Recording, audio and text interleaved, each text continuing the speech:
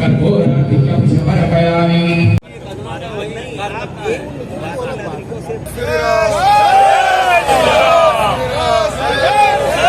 इस मामले को लेके आप लोग यहाँ आज धरना कर रहे हैं, जबकि बड़ी ही राशि खुशी से रामलीला चल रहा था, रामलीला का मंचन हो रहा था। अचानक ऐसा क्या मामला आया कि आप लोग धरने पर बैठ गए?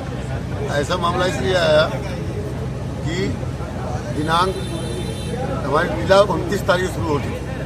मैं 20 तारीख को ही नगर आयुक्त को मैं अपना पत्रक दे दिया। पत्रक के माध्यम से जो उनसे सुविधाएं मिलती हैं रामलीला में, हॉगिंग के लिए, सफाई के लिए, और उसके साथ साथ जो बिजली व्यवस्था नगर निगम करती है उसके लिए मैं लिख के दिया। उसका पहले भी हमको व्यवस्थाएं मिलती थी।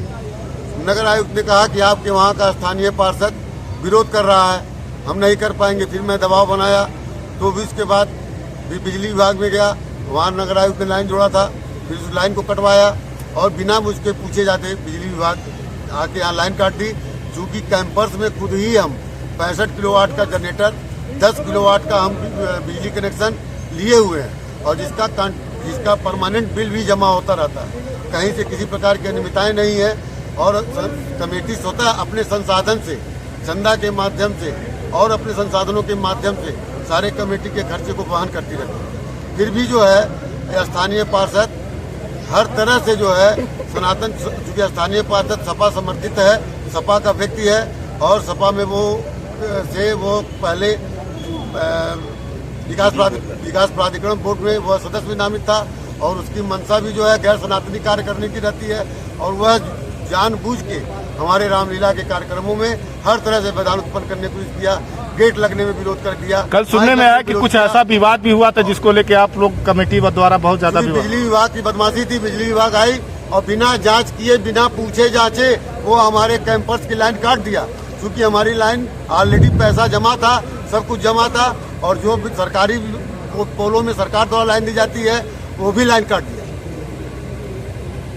इधर पूर्व अध्यक्ष भी रहे हैं, और यहाँ काफी दिनों से इसको लेके विवाद भी चल रहा है। क्या मामला है जो कि आप कल से इसको आज अचानक बंद करना पड़ा? देखिए, कोई ऐसा मामला नहीं था। कमेटी हमारी शांति ढंग तरीके से अपनी सनातनी परंपरा को निभाती है, और 162 वर्षों से ये निभाई जा रही है। आप लोग भी देखते चले आए हैं, और यहाँ मोहल्लेवासी भी यहाँ पे मौजूद हैं, वो भी देखते चले आए हैं। आखिर कहीं न कहीं कष्ट हुआ है, तभी तो आज कमेटी ऐसा महत्वपूर्ण कदम उठा लिया है कि हम अपने कार्यक्रम को आज बाधित कर रहे हैं।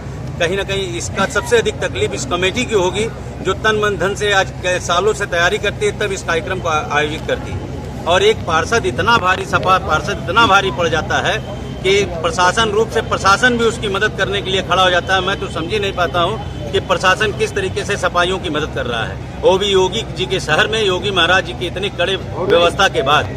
हम लोग खुद प्रशासन की इस कार्रवाई से भी हैं। अगर हम लोग चोर हैं, बिजली विभाग जैसा कहती है, जैसा पेपर छापता है, अगर हम चोर हैं तो आज हमारा पूरा समाज यहाँ इकट्ठा हुआ है अपनी गिरफ्तारी देने के लिए। और अगर हम चोर नहीं हैं, अगर हमको चोर कहा गया है और हम चोर नहीं हैं, तो उस सभासद जो कि नाम के साथ लाली गुप्ता और उनके पति दिनेश गुप्ता का नाम भी आया है, उनकी अविलंब गिरफ्तारी कराया जाए, तभी हम लोग आज ये धरना से हटेंगे, वरना ये हम बंद नहीं करेंगे। होता है तो क्या रामलीला मंचन को बंद कर दिया जाएगा? और यदि बंद करते हैं तो इसका काफी नुकसान होगा। देखिए, नुकसान हम कभी चाहेंगे ही नहीं। सनातन परंपरा को हम लोग निभाते चले आए हैं। अपने बच्चों में ये संस्कार हम लोगों ने दिया है कि अपने धर्म से जुड़ें। आज अगर ये हम बंद कर रखें तो इसका कष्ट सबसे अधिक हमको भी है। और बंद करने का कारण क्या है? क्या ये प्रशासन नहीं जानना चाहेगी? प्रशासन ये भी तो जाने कौन सा हम लोग चोर हो गए हैं, क्या हम लोग चोरी करते हैं, अपने जेब से रुपया देते हैं, अपनी दुकानों को बंद करके इस कार्यक्रम को ऑर्गेनाइज करते हैं, इस जुलूस का रूपरेखा तैयार करते हैं चोर सुनने के लिए या चोर बनने के लिए। आज हम समाज को सबसे अधिक टैक्स देने वाले व्यापारीगण यहाँ बैठे हुए हैं। हम चोर हैं? अगर चोर हैं तो मेरी गिरफ्तारी है। ऐसा सुनने में आ रहा था कि अगर पूरी तरह मांगे नहीं पूरी थी तो सर्राफा मंडल भी अनिश्चितकालीन के लिए बंदी करने जा रहा है। बिल्कुल, आप सिर्फ सर्राफा मंडल की बात न कीजिए। अगर हम लोगों की मांगे नहीं मानी जाती है या इस पे कार्रवाई नहीं होती है तो सर्राफा मंडल ही नहीं, पूरा गोरखपुर के व्यापार बंद होंगे। हमारे को वहाँ दवा संघ मौजूद है, कपड़ा संघ मौजूद है, तमाम व्यापारिक संगठन यहाँ मौजूद है। सभी लोगों का हमें सहयोग प्राप्त है, और ये सहयोग हमें नहीं, हमारी सनातनी परंपरा को प्राप्त है, जो भगवान श्री राम से जुड़े हैं और उनमें आस्था रखते हैं। प्रशासन ने अभी तक कोई संज्ञान लिया कि नहीं आप लोग का? देखिए, प्रशासन की तरफ से सीओ साहब आए थे। सीओ साहब की ये मंशा थी कि कार्यक्रम शुरू किया जाए। कार्यक्रम को बंद करना ये हमारी भी मंशा नहीं है, लेकिन हमारे दुख को कौन सुनेगा? कार्यक्रम खत्म होने के बाद और कौन सुनेगा हमको? जिला प्रशासन यानी डीएम या एसडीएम को वहाँ से या कोई भी ऐसा नहीं, डीएम एसडीएम को वहाँ से कोई नहीं आया है और बड़ी तकलीफ हम लोगों को वहीं से है भी। नगर आयुक्त से भी उसी तरह की तकलीफ है कि हमारे वहाँ सफाई नहीं हुआ, 2 कलाकार डेंगू से पीड़ित हो गए। अरे आप क्या खोज रहे हैं हमसे? हमारे को वहाँ सामने गेट नहीं लगने दिया गया। आप लोग गवाह हैं, 14 स्पीकरें बनती थी, एक भी स्पीकर बाहर नहीं बनी है। आप कितना हमसे सहयोग चाहते हैं कि हम बवाल ना होने दें? हम तो हर तरीके से हाथ जोड़ के खड़े हैं, चलो भाई ये नहीं होना है, ठीक है नहीं होगा, ये भी मत कराइए, ना कराएं। अब कैसे सहयोग हम करें?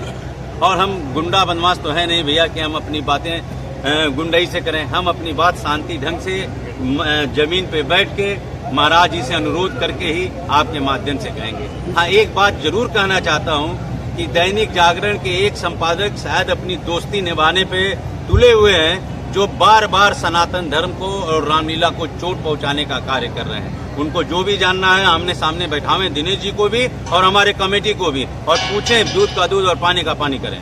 यानी अभी तक जब तक नहीं मांग होती तो आप लोग निश्चित काल पे जा रहेंगे? देखिए, अभी तो हम लोग कार्यक्रम को स्थगित करने की बात कर रहे हैं। अगर हमारी मांग मानी जाती है तो हम लोग को मंशा बिल्कुल कार्यक्रम को खराब करने की नहीं है, क्योंकि हम कार्यक्रम प्रेमी लोग हैं, हम धर्म प्रेमी लोग हैं। धर्म को खराब के अनुसार तो समय हो गया है। देखिए, समय हो गया है, हम अपने परंपरा के अनुसार भगवान की आरती कर रहे हैं, करके भगवान से हाथ जोड़ के माफी मांगे हैं आज के कार्यक्रम के लिए। लेकिन इसके बाद भी अगर शासन प्रशासन नहीं सुनता है तो कल रावण दहन और राघव शक्ति मिलन का कार्यक्रम हमारे वहाँ से नहीं किया जाएगा। सर, इससे पूरे तो दशहरा मेले पे प्रभाव पड़ जाएगा? नहीं, बिल्कुल हमारी ये मंशा नहीं है। अगर शासन चाहती है कराना तो आवे, हमारी बातों को सुने और चीजों को ये रामलीला बर्डघाट की परंपरागत रही है कि दुर्गाबाड़ी और राम जी का मिलन होता है, और ऐसा नहीं होता है तो क्या जनता भी तो मायूस होगी? नहीं, क्या आपको लगता है कि हम ये चाहते हैं कि ऐसा ना हो?